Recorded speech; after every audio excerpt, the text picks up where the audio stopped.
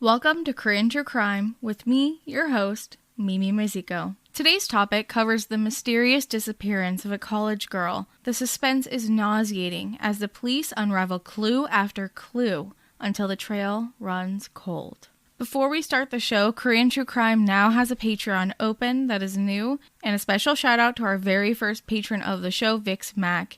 Your support and encouragement mean the world to me. I've actually been really overwhelmed by the support that I've received on all of the Korean True Crime social medias. To anyone who had kind words to say, 대단히 감사합니다. I really appreciate you. If you'd like to join Korean True Crime's Patreon, supporters gain access to ad-free, early access episodes, weekly true crime vocabulary, exclusive access to vote on polls about future episode topics, and the occasional bonus content. The Patreon is new and there are no set tiers, so all patrons gain access to everything, and bonus content is coming soon. If you can't financially support the show, that's alright. Liking, following, subscribing, and reviewing the show wherever you listen is a great way to leave me feedback. If you'd like to see media related to the case, a video podcast is uploaded to Korean True Crime's YouTube, as well as in the show notes on Patreon. With that, let's get started. What was that?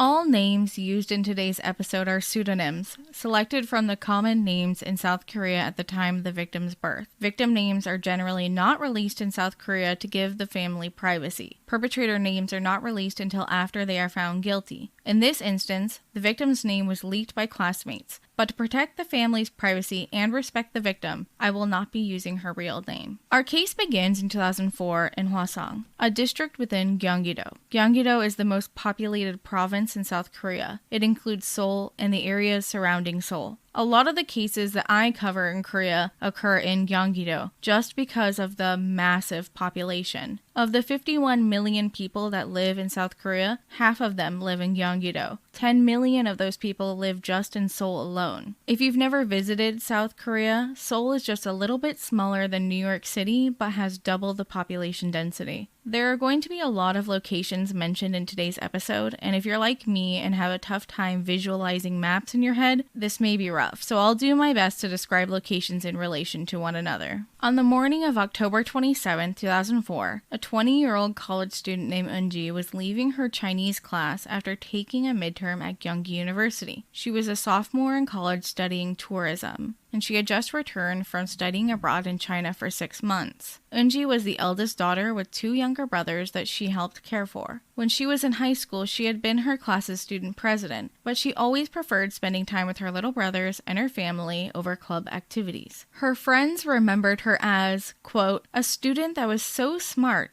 it made us all look bad. Eunji spent some time on campus before heading home to meet up with her 2 little brothers and eat a late lunch at around 3 p.m. They decided to get tteokbokki and gimbap and eat at home. If you're curious about these foods, you can check out a post on my Patreon. I'll even include my favorite kinds. The siblings ate their lunch together and hung out until around 6 p.m. when Eunji had to leave to go to her swimming lessons that were about an hour away by bus. She took a bag with her for her towel, swimming suit, cap, and cosmetics. She rode the bus to the Hwaseong Welfare Center, which hosted her swimming classes. When she got there, it was right before 7 p.m. It's October, so it's getting dark already, so she decided to call her mom and ask, "Can you pick me up from swimming lessons?" Her mother normally would pick her up from the swimming lessons, but today she was exceptionally busy with errands. Her mom responded, "No, I'm sorry, I can't pick you up today. I'm too busy." That was the last thing her mother said, and they ended the call. Eunji went to her classes, and when they ended, it was around 7:50 p.m. She took a shower at the facility, got dry, packed up her things, and left. She left the welfare center at around 8:15 p.m. and headed towards the bus stop. She waited a while, but got on bus number 34 headed towards her house. After getting on, she sat on the first available seat in the front, which was a single seat between a man in front of her and a man behind her. Eunji called her little brother and told him, "I'll be home soon." She also texted her mom a similar message, but also said, "If it's too late, you can go home together," referring to her little brother. I couldn't find an explanation for where she was meeting her mom and little brother, but either way, she told them she was running late, presumably because she took a shower. Her father shared to the media that she always followed her own routine and texted her family when she left the swimming center and when she was getting off the bus at the stop near their home, which makes it even more strange because she gets off the bus at the next stop 10 minutes later, at a stop near the University of Suwon in the Wari Industrial Complex. Her ride home is 40 minutes long from the swimming center. She's nowhere near her stop.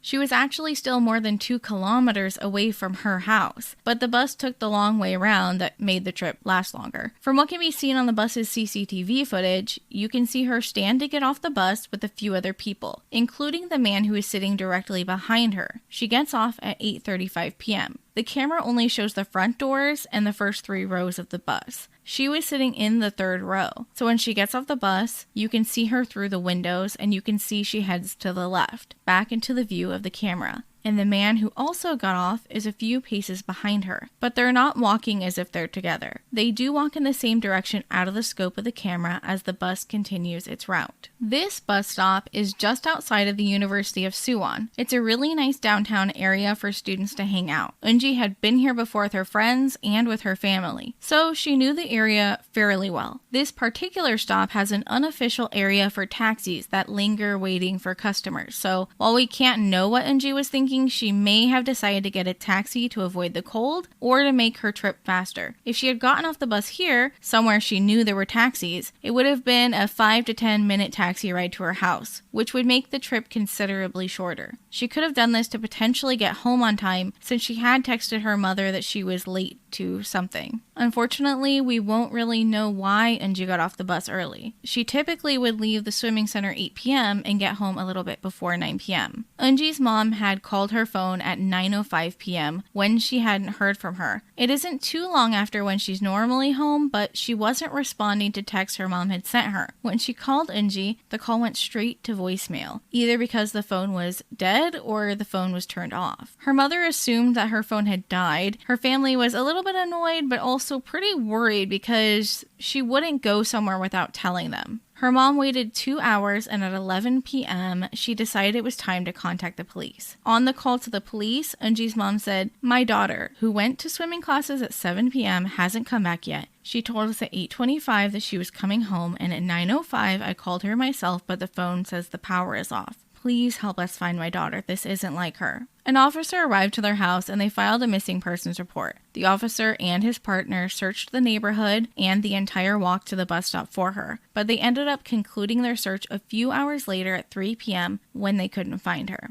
They reassured the family that she's 20 years old and it's likely that she had gone out with friends and her phone died, or that she went to a friend's house and fell asleep. She's 20 years old and she'd only been missing a few hours. The police get calls like this all the time from worried parents, but it's often just rebellious kids. They told the family to call them in the morning if they had heard from her or if she showed up, but that they'd continue searching for her the next day. Of course, Eunji's parents couldn't sleep knowing that she was missing. They spent all night searching for her, contacting friends and teachers. Nobody had seen her after she left the swimming center. At this point, her parents don't even know that she got off the bus early, so they had no clue where she was. After an exhausting evening, the next morning, October 28, 2004, at 7:30 a.m., Eunji's parents continued to call her phone over and over until finally someone answered. Her dad frantically called out on the phone, Eunji, where are you?" A man on the other line said, "I'm a local newspaper delivery man. I found this phone on the ground next to a coffee vending machine near Hwaseong University. Are you the owner?" The man on the line was indeed a newspaper delivery man named Mr. Kim. He had found Eunji's phone on the ground while out for delivery at 5 a.m. that morning. He had waited until the end of his route to try and find the phone's owner. He discovered that the phone wasn't dead, but manually turned off. So when he turned it back on, he immediately got the parents' call. The police arrived with the family to search the area and talk to the delivery man. He had found the phone with no damage, no scratches, lying as if placed carefully on the ground below this coffee vending machine. The police questioned Mr. Kim, but he had a solid alibi for the evening prior. The location of the discovery of the phone was not covered by CCTV, and nobody suspicious had been seen in the area. They had to work under the presumption that it was possible Eunji had run away from home. That day, they'd gotten a hold of the CCTV footage of her leaving the bus early and walking off seemingly without duress. She could have just discarded her phone so that nobody could track her. They didn't have much to work with, but the phone was found near Hwaseong University, which is 4 kilometers away from the swimming center, in the opposite direction of her home. So after getting off of the bus, which was moving towards her house, she for some reason turned around, went back towards the swimming center, continued for 4 kilometers before deciding to abandon her phone. It was suspicious. The phone wasn't damaged, and the last text she had sent to was her mother. The last call she had made was to her brother. There were no outgoing calls or texts since then. If Eunji had gotten off the bus to take a taxi, she hadn't told the taxi driver to take her to her house. The police were suspicious about her taking a taxi because there was a rare chance that she had gotten into a car of a person impersonating a taxi driver. Eunji's father protested this though because he had taught her to look for the Gyeonggi number 57 sign, which marks a taxi as legal and from their district. It wasn't just something he said he told her to do, it was something that she was known to do. And it was suspicious that her phone was found so far away from home. So they decided to search the area that her phone was found for any further clues. After 3 hours of searching the area, one of the investigators believed they found something belonging to Eunji. When she had left the house that day, she had been wearing white sneakers, blue jeans, a purple shirt, and a black zip-up hoodie. Her brothers were able to give a good description of her clothes. So when one of the officers found a purple shirt lying on the main road 1.6 kilometers away from the location of her phone, they knew it must have belonged to Eunji. The shirt was covered in a mucus-like liquid that the police privately assumed was seminal fluid. Her black zip-up hoodie was found in bushes near the shirt. The chief of police in Hwaseong mobilized all available officers to begin a search of the entire area. As the search broadened in the following hours, they discovered her jeans 200 meters down the road in the direction of her house, also covered in a sticky substance presumed to be seminal fluid. 800 meters further down the main road, away from the jeans, they found her bra tossed to the side of the road in the bushes. The clothing items were tossed, not placed, as if someone had driven down the road and thrown them from the passenger side window. South Korea drives on the right side of the road, same as North America, so the driver would have either needed to throw incredibly well to get the kind of distance they got, or have someone sitting in the passenger side seat assisting them. It was possible that someone had walked along the side of the road and thrown them, but there were no reports of someone walking along the unpaved side of the road. Not far from the bra, about 50 meters away, continuing south towards Eunji's house, they found her white socks, balled up at the same side of the road. It was now 11:10 a.m., 40 minutes since they had found all of the discarded items of Eunji's clothes on the side of the road. That's when they found her left shoe, about 200 meters away from the socks, continuing south down the road. But the items stopped when the road turned east and hit a 4-way crossroad. With so many items found in a short period of time, they knew it was pertinent that they increased the number of people searching the area. Police from other districts came to join the search in the crucial 24 hours after she went missing. She had been missing for 14 hours at this point, and hope was fleeting for her safety. The police continued searching along the roads and also into the brush off of the road. Shortly later, her right shoe was discovered 400 meters away from the left shoe. The shoe was found continuing towards Eunji's house on the off-roads. At this point, the items were found almost in a straight line leading towards her family's house. The right shoe is only 700 meters away from their home, next to a small lake that was in a forested area. The investigators were becoming increasingly aware of the severity of this case. Detectives on the case with expertise in criminal profiling suggested that the items must have been purposely thrown in their locations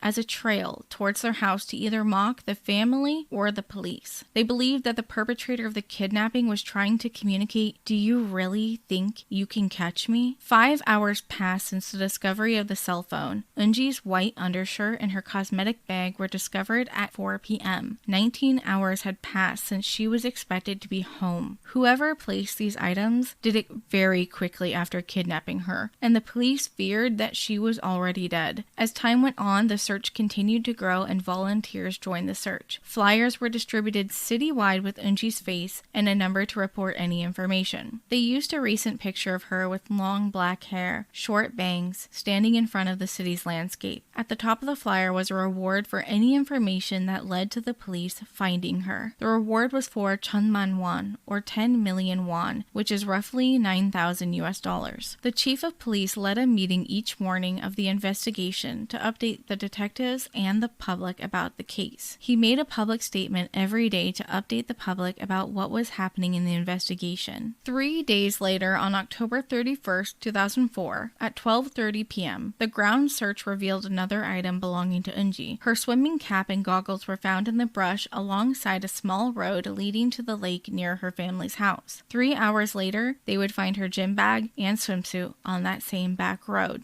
Days had passed, and they hadn't found any new items that belonged to her, and her parents believed this to be all of the clothing and belongings that she had on her the day she left. The articles of clothing and items were given to the National Forensic Service to test for any substances or DNA that could bring them closer to finding out where she was. The liquid that was present on her clothes was tested for DNA, but the mucus that was left on her shirt was determined not to be human, but from a plant called clamgrass that grows in dark, damp places, like the shade of a forest. There were forests in the area of the lake that the last of her belongings were found, as well as mountains to the west. But clamgrass doesn't grow very tall. It's a very short type of grass that would have been below Eunji's knees. She didn't get the grass stains from walking. She would have needed to been dragged or have fallen down on the grass. The search continued on the mountainous areas throughout the district, but nothing further was found that could have shown where she was when she got the grass stains on her shirt. During the days following the discovery of Eunji's belongings, police were able to find eyewitnesses who had seen Eunji the day of her disappearance. However, you'll see why this just complicated the investigation. None of the other passengers on the bus could provide any information about Eunji, because none could recall seeing her or where she had gone after she got off the bus. A man named Mr. Sun, who owned a small store across the street from the bus stop, had known her face because her family purchased fruit at his store occasionally. He didn't know her name, but he'd seen her a few times before, enough to recognize the picture of her. When the police questioned him about that night, he couldn't remember if he had seen her or not. He was sure that she hadn't stopped by the store, but he recalled seeing a girl that looked similar to her that evening outside. He didn't recognize the girl as Eunji or the customer he'd seen before, but he said he did see a young woman sitting on a concrete pedestal next to the bus stop, legs crossed, with one leg swinging. He said this was sometime between 8:40 p.m. and 9 p.m. He recalled a car stopped by the bus stop that looked like a Daewoo Espero or a Kia Sepia, but he couldn't be sure. It didn't stand out as odd to him, just normal business of the downtown area. Another witness came forward who was in the area at the same time. A man who was driving with his friends recalled seeing a woman with long dark hair waiting for a taxi next to the bus stop. He put the time between 8:55 and 9:15 p.m. He then saw an RV pull up to the curb alongside the taxi's waiting area. These eyewitness testimonies don't contradict each other, but they don't bring the police any closer to finding Eunji's location. Did she get in a taxi, a stranger's car, or was she abducted by a person in an RV? There is a lot more investigative work to do. The investigation team was desperate, and the police department was open to any and all methods to find out where Eunji was. Missing person cases like this didn't happen often, and they were desperate to solve it quickly. This case had taken the entire nation's attention. It had been 9 days since she went missing, and they hadn't found anything new that led them to finding her location. On November 5th, the police department, alongside the National Forensic Service, conducted a hypnosis interview on a woman who got off the bus with Eunji and on the bus driver. Neither of the interviews produced anything beneficial to the case. The police began searching for the owners of cars and RVs that matched the descriptions that people had seen around that time. However, Eunji's parents were still adamant she would not get into a stranger's car. She must have taken a taxi, and the taxi driver must have kidnapped her. It was at this time that the mucus found on her jeans was done being tested for evidence. Her jeans did contain stains from the clam grass. They also had seminal fluid. The sample was tested listed against the National Criminal Database, as well as employees and students at the swimming center. When no matches were found, they broadened the search to over 4,600 taxi drivers and people who were in the area on the day of her disappearance. Over 2,000 taxis were searched for evidence, and the hotline was opened for any clues. With the overwhelming task they had taken on, the police department was lagging behind. They just didn't have the manpower, forensic staff, or space to do all of this work efficiently. The tip line got all types of calls that ultimately wasted their time. A man at my gym is working out suspiciously, or I've had a mark on my body since that girl went missing. Or even, a suspicious person has been seen in my neighborhood. Where are you? I'm in Busan. Busan is the southernmost part of South Korea. It's nowhere near Seoul. The family and police were losing hope to find Eunji as the days continued on. The chief of police was putting in the most effort he could while they were dealing with multiple active serial killers during this time. Hwaseong was becoming known as the city of serial killers. Residents of this area stopped volunteering to help, and many decided to just ignore the deaths as if they weren't happening. Prior to this incident, the Hwaseong serial killer, that we now know as Lee Chun-jae, had allegedly killed 14 victims between 1986 and 1991. 8 of those victims were in Hwaseong. Even with so much time since the last murder that occurred, people were afraid and reluctant to speak to the police. With no helpful information coming through the tip line and no more witnesses that could provide a more accurate timeline of the night Eunji disappeared, the police decided to listen to some of the more unconventional tips that were left on the tip line. Mugyo shamans, fortune tellers, and other such spiritual leaders had called in and left messages on the tip line. One message said, "I believe a body was abandoned in the lake in Sangyangli." Another message said, "The missing student was kidnapped by 2 men and taken to a business room in Wijeongbu. I can sense a very strong negative energy." Business rooms, also known as room salons, are private rooms people can rent with bar service. They're a part of Korean culture that's often ignored and not discussed, as they represent a dark part of nightlife. Business rooms often have ties to sex trafficking, abusive work gatherings, and infidelity. But these tips ended up being worthless. On the morning of December 12th, a real estate agent was showing a man around Taebong Mountain in Hwaseong, not far from the small lake that Eunji's last items were discovered. The man was looking to purchase land to build businesses on, and the area on the mountain was perfect to demolish the old dilapidated houses from a village that was long since abandoned. When surveying the area, the 2 men noticed a swarm of mice piled on a mound of dirt. The chewing sounds were loud enough to hear from far away. The real estate agent moved closer to see the odd situation, and the field mice ran away, revealing a body almost completely eaten by the mice to the bones. Eunji's body was found on Taebong Mountain 46 days after her disappearance. The chief of police was questioned about how her body, not even buried, was found so easily by these 2 men, but when the police searched the mountain, they couldn't find it. He had a very stern look on his face when he said, "You don't make the same mistake twice," implying that the body wasn't there the multiple times they had searched it. Head of Criminal Psychology Division at the National Forensic Service said that most murderers abandon the body of their victim in a location that they're familiar with and have visited meticulously in the past. They feel like they have some sort of control over whether the body is discovered or not. After Eunji's body was taken by the forensics team, the police returned to the idea of the paranormal. They invited a Suwon University of Science and Technology professor and scholar of key mysticism to perform a ritual at the crime scene. At 11:40 a.m., Professor Kim stood near the location where Eunji's body was found. He produced a small pendulum held on by a string wrapped around his hand. It held a weight on the end that he said would point them towards the culprit. When interviewed, he said that he had prepared for 2 weeks prior to this. At this point, the police had already established the direction the murderer took to enter and exit the mountain, and the pendulum began to swing silently that way. After following the direction of the pendulum, the police and scholar found themselves at the Hwaseong Welfare Center, where Eunji took her swimming classes. Professor Kim told the police that he believed that this was telling him that the killer could be associated with her swimming classes or the PC room across the street. Suddenly, he announced that he had a vision of the killer. The killer had dark skin and was very skinny, but there was a second man, stocky, with a rough, set-in expression on his face. The police did spend time investigating the PC bong, but had already gotten alibis for the workers and swimmers at the swimming center. While many people in Korea have some faith or interest in this kind of spiritualism, the police did face criticism for allowing Professor Kim on the investigative team. On December 13th, the following day, the autopsy was performed. Without going into disrespectful details, the body was not able to be identified without using dental records. Most of the damage done to the body was by wild animals. No wounds or trauma were found that appeared to be done by the killer. There were no signs of fractures to the thyroid cartilage or hyoid bone, but the forensic officer determined that the most likely cause of death was strangulation. On her stomach, she had small scrapes from being dragged on the ground. However, after further observation, the scientists were able to determine they occurred after she had died. There were no scratches on her back, chest, or sides, meaning she was only dragged a very short distance, most likely from the car to the discovery location. It appeared someone had dragged her by holding her arms and legs in the air, with only her stomach touching the ground. They had confirmed that 2 perpetrators had to have been involved in the disposal of her body. Her time of death was determined quickly, as tteokbokki and gimbap pieces were still in her stomach. An image of who the criminals were became more clear for the investigators. They didn't bury her body or burn her things, because they either needed to act quickly without drawing attention to themselves, or they thought they wouldn't be caught. The perpetrators were most likely someone Eunji trusted enough to get into their car to drive her home. The second person in the car would have been able to throw her belongings out of the window of the small, winding road down the mountain, past the lake, onto the main road towards where the phone was discarded. The police began to try to recreate the crime from the bus stop to the mountain. If her cell phone was the last thing placed, it would have taken a total of 46 minutes from the time they left the mountain to the coffee vending machine they left the phone under. Using her time of death estimate, they then determined that from the time she got in the vehicle to the time they arrived to the mountain would have been an hour and a half, plus the 40 minutes it took to discard her items. They would have reached the coffee vending machine at approximately 11 p.m. This wasn't just an estimate they had hoped on. They had the full National Forensic Service and over 70 detectives recreating the scene. But unfortunately, there was no more progress made on her case, and Eunji's belongings and her body were returned to her family to bury, and to this day, her case remains cold. It's been 18 years since Eunji lost her life. She would have been 38 years old now. There's no statute of limitations on murder cases in South Korea, so we hold out hope that someday the DNA left behind by one of the killers brings them to justice. Thank you for listening to today's episode, and before I go, make sure to check out Korean True Crime on Instagram, Facebook, or Twitter. You can show some love by giving me a rating or review wherever you listen to. Make sure to follow the show so you can tune in next time. 다음에 또 봐요. See you next time.